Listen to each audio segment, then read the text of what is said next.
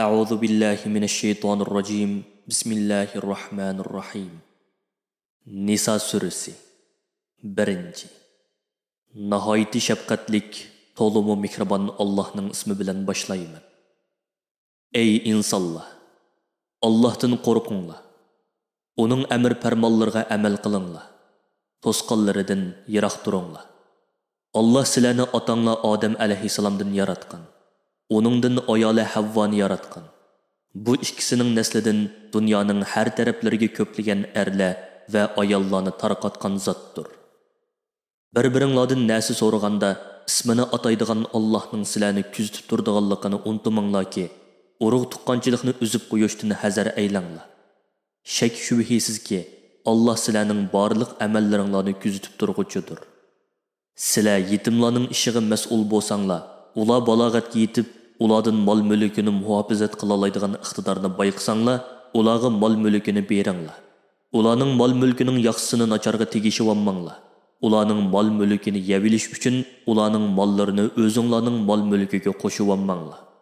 Buningga jur'at qilgan odam cho'ng gunohni sodir qilgan bo'ladi. Agar sizlar qo'l ostinglardagi yetim qizlarga o'ylanib, ularning mahri haqqini boshqa ayollarga bergandek beramay, adolatlik bo'lmasliginglardan qo'rqsanglar, o qizlarni ammay o'zinglar yoqtiradigan boshqa ayollardan 2ni, 3ni va 4ni olsanglar bo'ladi. Agar ularning orasida adolatlik bo'lmasliginglardan qo'rqsanglar, bir xotin bilan yoki qo'l ostinglardagi cho'rlar bilan kupoylaninglar.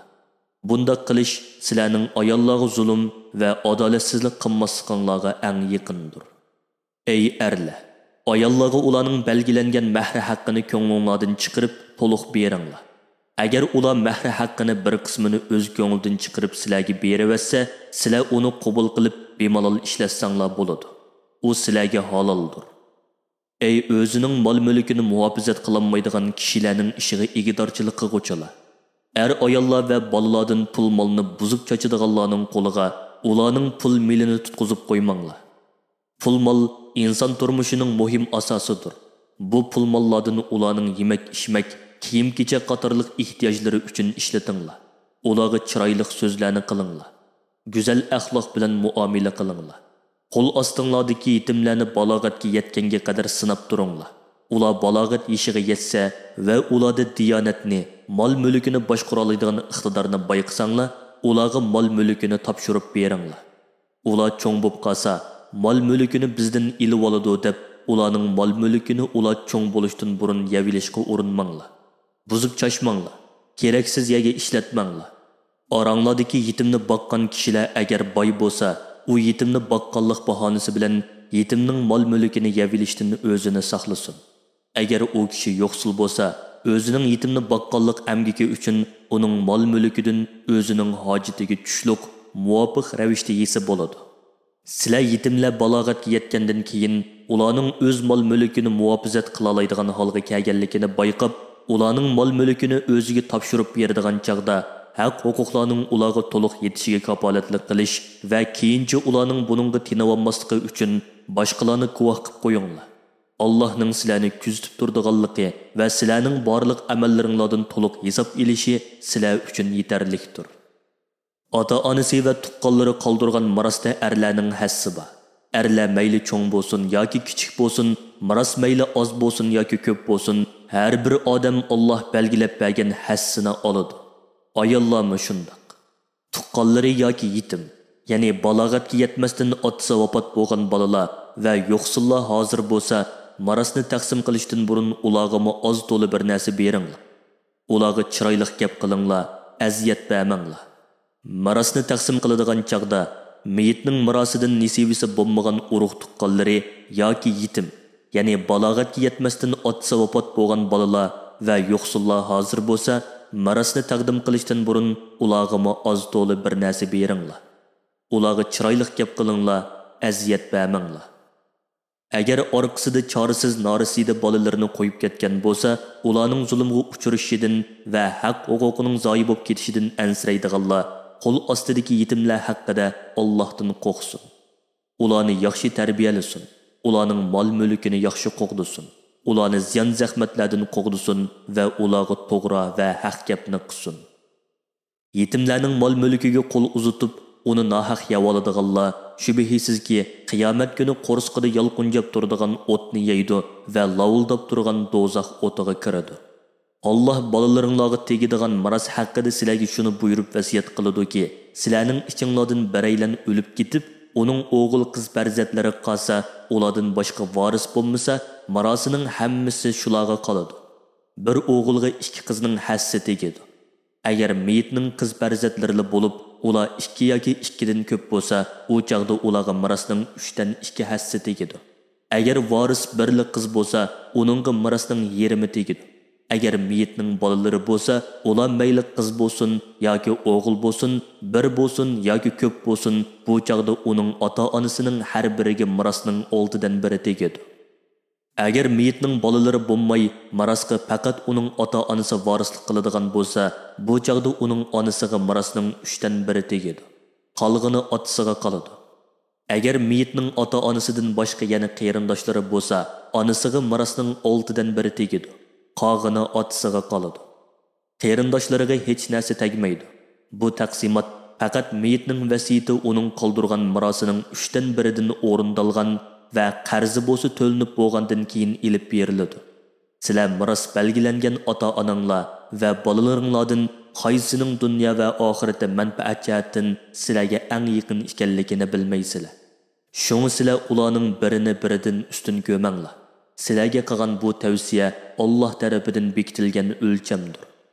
Shaksizki, Alloh bandalarining ahvolini bilib turg'uchidir, ularga belgilab bergan narsalarni hikmat bilan ish qilg'uchidir. Ey erlar, ayollaringlar vafot bo'lib ketib, ularning o'g'il yoki qiz bolalari bo'lmasa, bu chaqda ular qoldirgan mirasning yarmi sizlarga tegadi. Agar ularning bolalari bo'lsa, ular qoldirgan mirasning 4 dan 1 sizlarga tegadi. Bu taqsimot mayitning vasiyati o'rindalgan va qarzi bo'lsa to'linib bo'lgandan keyin amalga oshadi. Ey erlar, sizlar vafot bo'lib ketib, sizlarning ashu ayollaringlardan yoki boshqa ayollaringlardan bolalaringlar bo'lmasa, bu chaqda ayollaringlarga sizlar qoldirgan mirasning 4 dan 1 tegadi. Agar sizlarning bolalaringlar bo'lsa, bu chaqda ayolinglarga sizlar qoldirgan mirasdan 8 dan 1 tegadi. Sizlardan keyin qolgan ayollaringlar birdan ko'p bo'lsa, 4 dan 1ni yoki 8 dan 1ni o'z orasida tangdan bo'lishadi. Agar birli ayol bo'lsa, hammani o'zi oladi.